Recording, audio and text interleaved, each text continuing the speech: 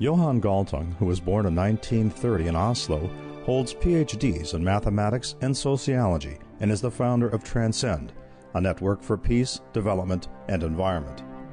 In 1959, he founded the Peace Research Institute of Oslo, where he created the field of peace studies. Galtung's approach to mediation offers concrete proposals that are intended to give both sides the sense that they are winners. Well, you have a conflict. People are fighting, killing. And the first thing you do is very radical. You ask what's the underlying conflict. You don't ask who is the bad guy and who is the good guy. That's a bad question. So you try to identify the underlying conflict, and you have to know what the conflict is. Conflict means shocking. What is shocking? Not people, but what they want. In other words, you have to find out what the parties want. In order to find out that, you have to take your little, let us call it, intellectual helicopter and see the conflict from above. That's very tough if you're a party to it. You may ask somebody else to do it for you, because you might not be able to see yourself very clearly. So you see it from above, then you do three things, and that's the method. Point one is called mapping the conflict, point two is called legitimizing, and point three is called bridging. Mapping the conflict. You find out who the parties are and what they want. To do that, you have dialogue with them. There is no way of escaping talking with them directly. It has to be one-on-one, so they feel relaxed, feel they can tell you. And you are not going to try to second-guess what they want. Leave it to them to tell it. Will they be honest? In my experience, yes. You might not like the answers, and you might like to ask probing questions. That's your task. Do it with a question mark at the end of the sentence. Don't moralize. Don't critique. You might not like them. It's none of your business. Your business is to find out what they stand for. And I'll tell you my experience. I have a very simple question. What's the kind of Middle East you would like to live in? What's the Afghanistan you would like? What does the world look like that you would like to live in? What kind of marriage would you like to live in? In other words, what you want, but you contextualize it. You put it in a setting. So that's point one. Point two, legitimizing. They will say what they want. For instance, one of them will say, I want a base in Afghanistan because I think there will be a war with China and I would like to be well prepared. I want a base. And we don't have enough oil. We might run out of oil, and this much oil in Turkmenistan. So I might like a pipeline from Turkmenistan via Afghanistan to Pakistan. I could tap it out somewhere in the Indian Ocean. Well, you may want that, but I would say that's illegitimate. To have a base on somebody else's territory is to impose something. You make that one a party to a coming war, which is a tough one. And it sounds to me like you want his oil. There are other ways. It's all called business. And it is called, and this is very important, if you think you have a problem with China, how about finding out what the problem is and solve it? So, sorry, I don't find that legitimate. But I want democracy and human rights in that country. That I like. That's legitimate.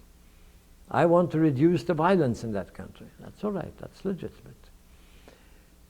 How do you want to do that? Well, the only way to do it is that I invade it. No, my friend, that's not legitimate.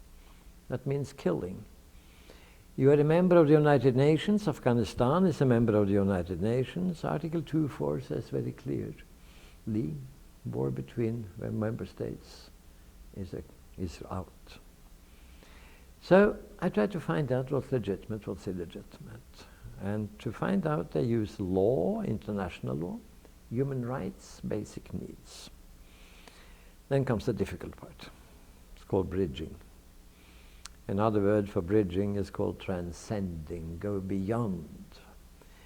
You try to find something overarching, where not all the goals, but all the legitimate goals of the parties could be taken care of. How do you do that? You have to be creative. You have to introduce something new. And that something new, which may not exist, requires that you are not only constructive, but you are creative and you are concrete. You paint on the wall a vision of what could happen.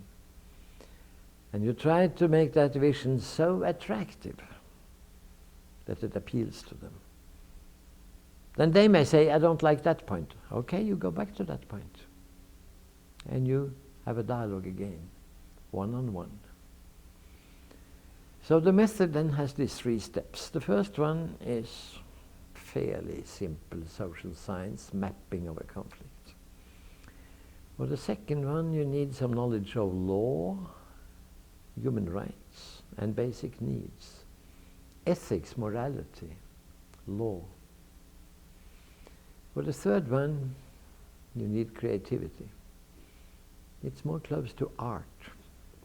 It's a question of imagination. But you can learn creativity, and it helps an enormous amount. If you are walking, let us say it, stock of 500 successful solutions to conflict, because then you can say, that reminds me of, and you use that as a source. You play it back to the parties and you say, this reminds me of something that once happened where they did the following. How would that be? How would that be? And the guy would say, interesting, tell me more about it. And so on. So that's the method, in short.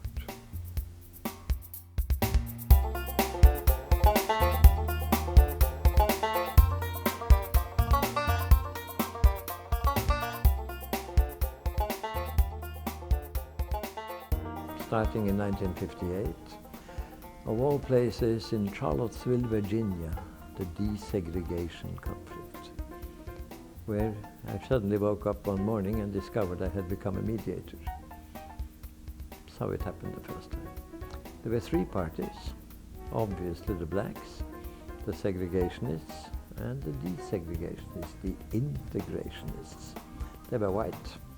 So it was a triangular conflict. The desegregationists and segregationists hated each other. The segregationists had all kinds of strange ideas about the blacks. The blacks were a little bit careful about their white friends and had all kinds of ideas about the segregationists. I was young, 27. And I wanted to do a study of the, let's call it, race conflict in the US. And Professor Otto Kleinberg, also at Columbia University, who was a major factor behind the Supreme Court decision, 1954, with all deliberate speed ordering desegregation. He had provided some research backing that was decisive, and he advised Charlottesville, Virginia. We interviewed 2,000 people. I sat with an enormous amount of knowledge, but at that time, the idea was that either you are a sociologist or you are a politician. There was no such thing as mediation. And suddenly somebody came to me and said, Professor Galtung, are you aware of the fact that you know more about this town than the mayor and the sheriff? And they are scared to death by the possibility of violence. Not only because it would hurt people, but because it would destroy the image of Thomas Jefferson's beautiful city, Monticello, University of Virginia, all of that. Do you have any proposal? Now, as a value-free social scientist, I was not supposed to have any proposal. I had an agonizing night. What's my future? And I decided to go for mediation, because I had a proposal. To go for it, and I knew with that I could forget about the book because I had destroyed myself. I was no longer objective. Well, that objectivity sounds to me like a doctor who says, thank you so much for coming to me with your disease. Very interesting disease. I'll write an article about it. But doctor, aren't you going to do something? No, no, no, I'm value-free. I'm objective. Okay, I got out of that. I'm a fairly good theoretician and a fairly good practitioner, and I combined the two. So that's what I did. And for the first time, and I presume the last time, I was on the first page of Washington Post.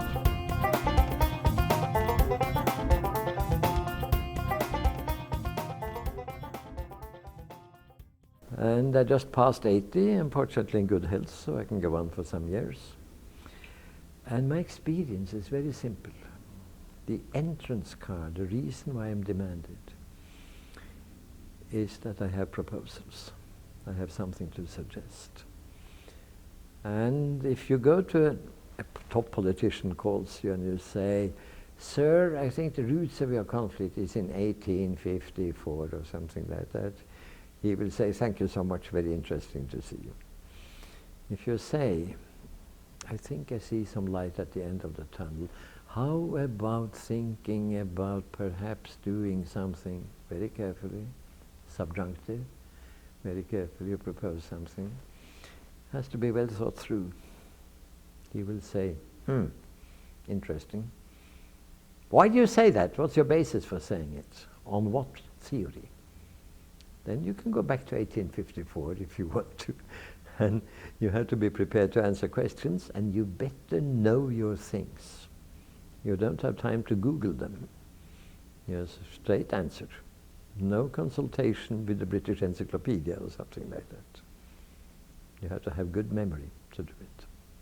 The world hasn't changed very much. You say, take the three basic assumptions I'm working on, very briefly formulated. Assumption number one, when there is violence or the threat of violence, there is an unresolved conflict.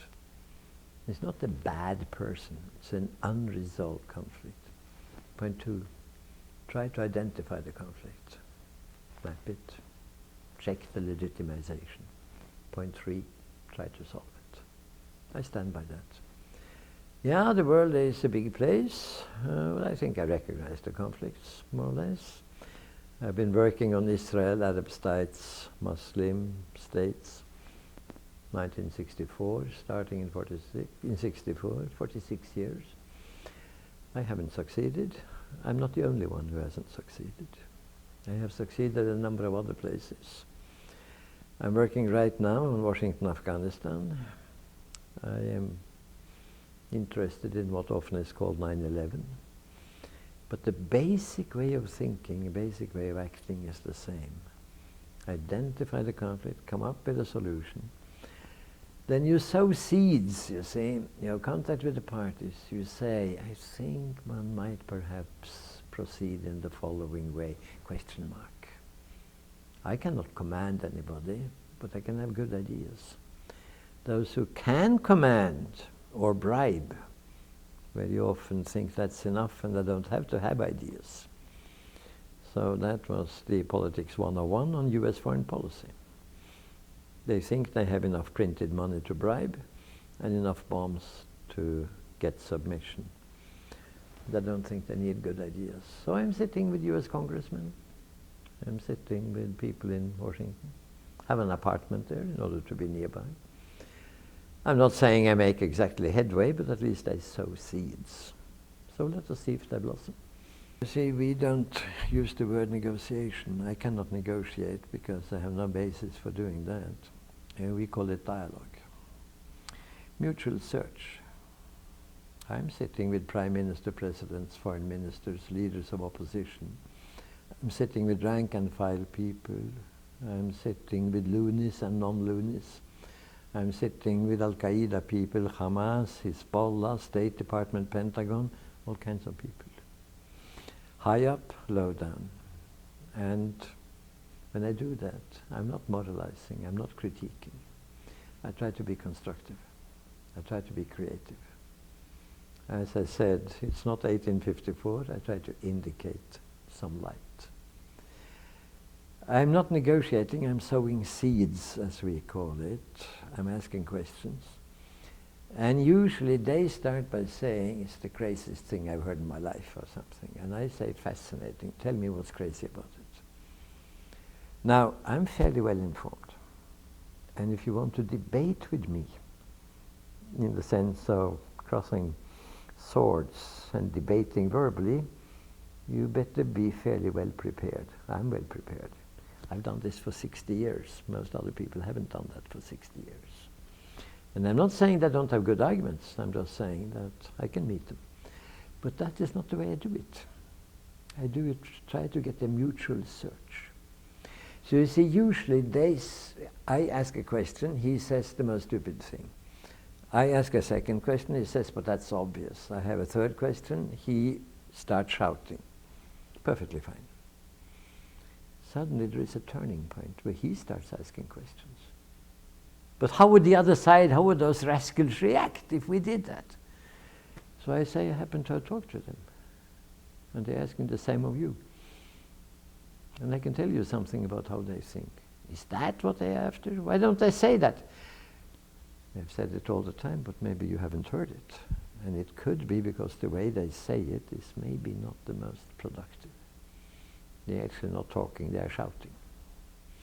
And they accompany it with some suicide belts and things of that type. It's not the best way of communicating.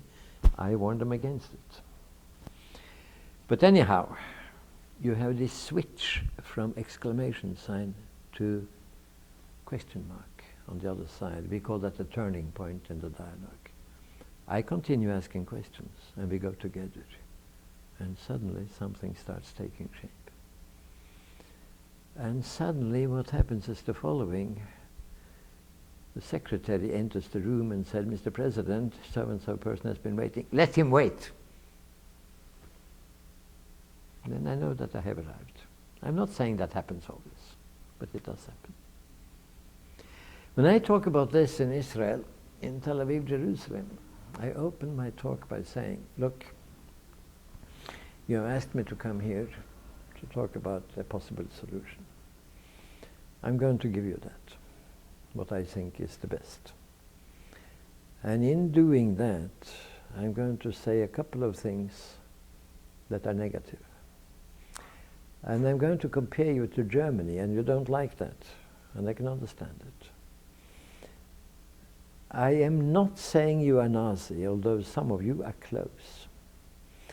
But I am saying that you are difficult to digest for your environment. Now, you had two French people, Monet Schumann, coming up, saying to Germany, you have been atrocious. There's only one solution, you become member of the family. Brilliant. I would like some Arab leaders to come up and say, you have been atrocious, there's only one solution. You have to become member of the family. But just like Germany had to shrink before it became member of the family, you have to shrink a little bit. So take a little diet. I'm not saying you shall get out of the West Bank, I'm not saying that. But I am saying you might permit Palestinians in northwest Israel. If you then come to the conclusion, some of you thinking he's anti-Semitic, I'll tell you nonsense. And I look at this audience, this is below your level. You are too intelligent to say a thing like that. Takes care of it. Maybe I should start with what I think is the solution. The solution is a Middle East community of Israel with the 6 neighboring countries. 5. And the 5 are Lebanon, Syria, Jordan, Palestine, fully recognized according to international law. That means what is known as 198, 242, 338 and so on. And of course Egypt. 6 countries. What does it remind me of? It reminds me of the European community accommodating Germany after German atrocities. Israel has committed atrocities, what the Palestinians refer to as the Nakba, the horror. 780,000 people evicted in 1948, 85% of the population. particularly in the northwestern corner of Israel. It's not a question of comparing it to the Shoah. The question is to compare it to what Palestinians hoped for. They hoped for a by and large 50-50 division of the territory by the UN General Assembly. And they have gotten now down to, I think, about 7.5%. So, a Middle East community of those 6 countries, reminiscent of the European community of 1958, 1st of January, the Treaty of Rome. And it would have open borders, it would be a so-called confederation. There would be some institution to regulate water, refugee return on both sides. Not only Jews coming, but also Palestinians coming. Numbers can be discussed, can be negotiated. There might be a Jewish canton or Israeli canton on the West Bank or 2. There might be some Palestinian cantons where the Nakba took place. Maybe you could persuade Jordan and Egypt to lease some territory. Leasing, not giving away. The sovereignty is theirs. In order to make the territory somewhat bigger. Leasing for 100 years. Something like that.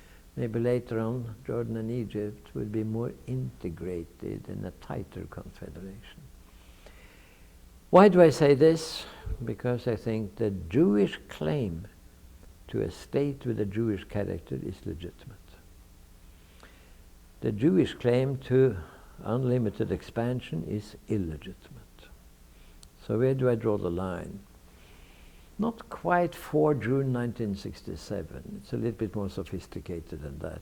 For instance, there would be some revisions, but I also mentioned something about Israeli cantons on the West Bank and Palestinian cantons in northwest Israel, around Nazareth, Haifa, for instance. Why do I say that? Because the Palestinians have attachment, and the Jews have attachment to sacred territory in Samaria, Judea, and I respect that attachment.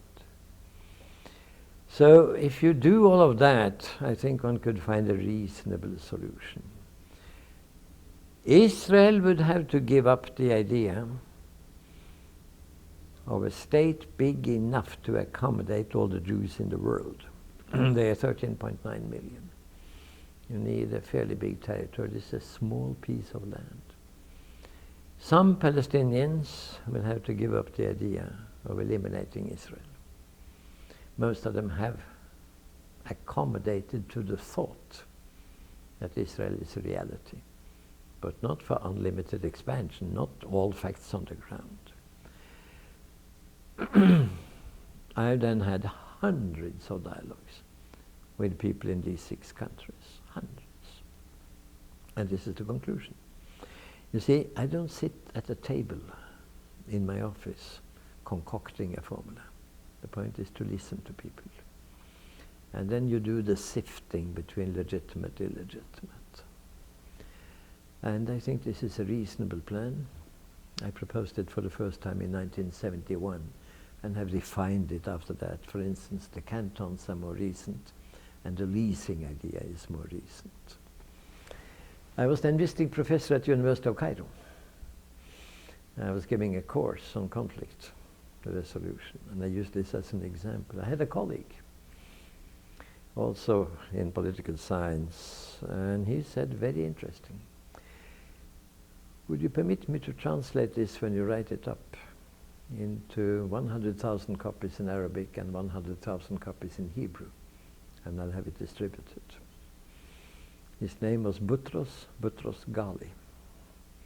He's a couple of years older than me. We have a relation, positive one. And the 100,000 copies in Arabic were immediately read with great interest. Nobody was interested in the Hebrew version. Why? Because it stood in the way of the Zionist dream of unlimited expansion. So sooner or later Israel has to come to the point where they say, and I'm longing for that, and I hope I'll experience it, that there is a young Israeli politician, probably a woman incidentally. Maybe today she's 20 years old. Maybe we had to wait some years. Who says, I'm a Jewess. I'll never give up the idea of a state with a Jewish character. We have a right to have that state. But the Zionist idea of expansion to accommodate all the Jews in the world, forget about it. However, if we live in peace with our neighbors, Jews used to live in those countries. It was we who asked them to come back to Israel. They were not chased out except for some few cases, whether it is from Morocco or Egypt or Iraq, where we even organized bombing a synagogue in order to get them back. It was not the Iraqis who did it. Okay. Let's forget about Zionism. It happened in 1898. Forget about it. Judaism is 2,000 years old. I love it, she says. It says that we are chosen people. For what? For living in peace with our neighbors. For being creative. For being brilliant. The way we have been. Let's continue that. And we come back to the point of, to start, the point of departure, the methodology. If US could have people seeing the conflict from the outside, including seeing themselves. So when I talk with US politicians about that, they say, Johan, this sounds interesting, but how can we convey it to the American voter? They're only interested in one thing, are we winning or losing? Because they see it as a baseball game, it's the home team winning. And not those lousy guys on the other side. And it's very difficult to argue. And I say, maybe you have to improve your pedagogy. You are leaders. It's your task to lead the voters and to change the discourse. Maybe you collect the media together and you look at them strongly and sternly and you say, could you please start talking more about conflict and resolution? Could you do that? Instead of just following the game, calling all bad people Taliban or Al-Qaeda or something and we are all good. Let us change the discourse. Americans are innovative, brilliant, wonderful. They could manage that.